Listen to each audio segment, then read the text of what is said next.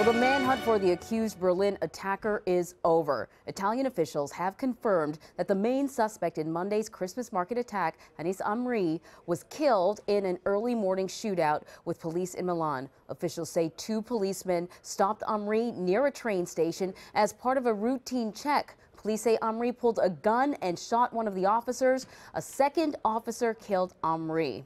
Now, Charlie D'Agata is in Berlin at the scene of Monday's attack, and he joins us now. Charlie, was Anis Amri, was he tracked to Italy, or was this a random encounter by police? No, Anne-Marie, but from what we're hearing from the Italian Interior Minister, this was a routine check. Now, we have to kind of point out, it's not exactly routine, is it? It's 3 a.m. outside this train station.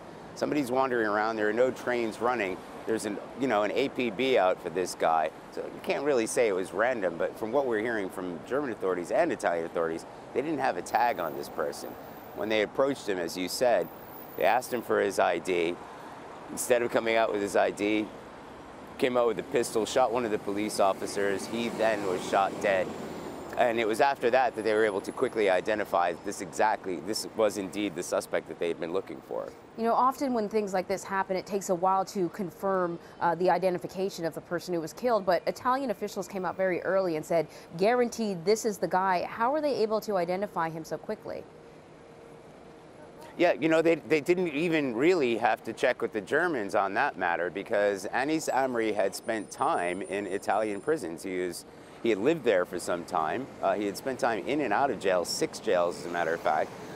He was convicted for trying to burn down a refugee camp in Lampedusa. So they ran their own checks on his fingerprints in the database and quickly identified him, then spoke to the Germans. As a matter of fact, the Germans are actually, there's a bit of a lag time before the Germans could confirm that he was who he was, but it didn't really matter at that point. The Italians were the authority on the investigation. And so where does this investigation go from here?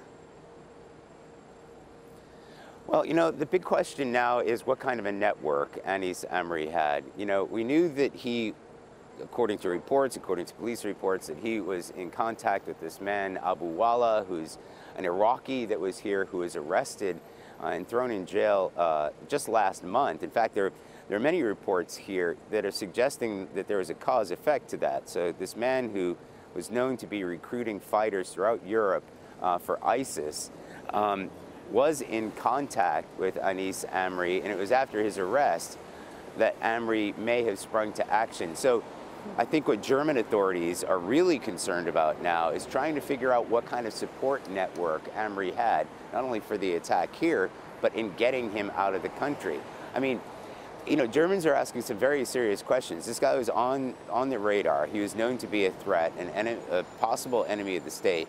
After it happens, he's then able to apparently, through some means, find his way to Italy without being stopped. You know, there's some serious questions about the network that may be involved here, how people are able to move around in this extremely liberal society. You know, I have to say, I live in London. In Britain, there are security cameras everywhere. Here in Germany, that is a very sensitive subject. You would have seen all kinds of stuff with that truck plowing through that market. We would have seen people running away. We'd had an ID of him.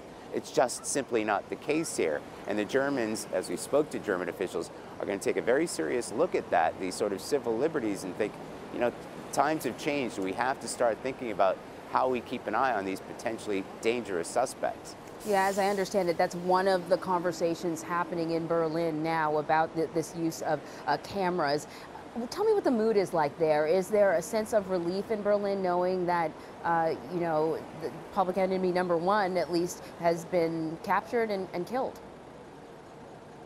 Well, certainly there will be a sense of relief that this person, Anis Amri, has been captured and killed. Because as we've seen in Brussels, as we've seen in Paris, whenever there are fugitives that go on the run, it doesn't end without, you know, a violent confrontation. As we saw in Milan, they tend not to give themselves up. So yes, the fact that we're not going to have a shootout on the streets of Berlin will come as some relief. But there will be some concern as to whether this is a larger network and who may be responsible for, you know, maybe revenge attacks. You know, the crazy thing, you may be able to see behind me, just yesterday, they started putting up these cement barriers around this Christmas market, and they reopened the market. And I have to say, the lights are dim. They weren't what they were before, and they're not playing any music. There's a sort of somber atmosphere here. But yes, there are armed police that are roaming this market, not here, but in other places.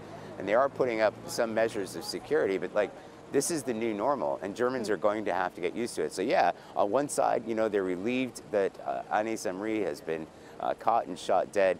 On the other side, they're wondering how many more of them are out there. Yeah, we saw something very similar in Paris after the Paris attacks armed guards, and certainly the desire to get back to what life was like before. We can see it there with the reopening of that Christmas market, but I can also see right behind you the hundreds of flowers, and it certainly is not the place that it was just a few days ago.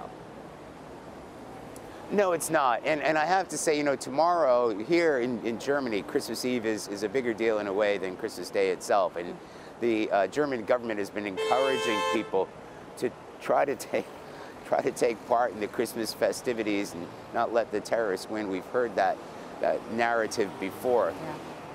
Yeah.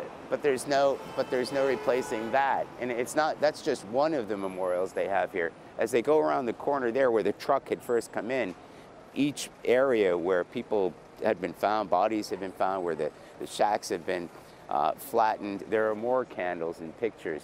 You know, this is not a moment of celebration. It's still a somber atmosphere here. People aren't getting back to normal, and they won't be normal over Christmas. Certainly not here. Yeah, indeed. Charlie D'Agata, thank you so much.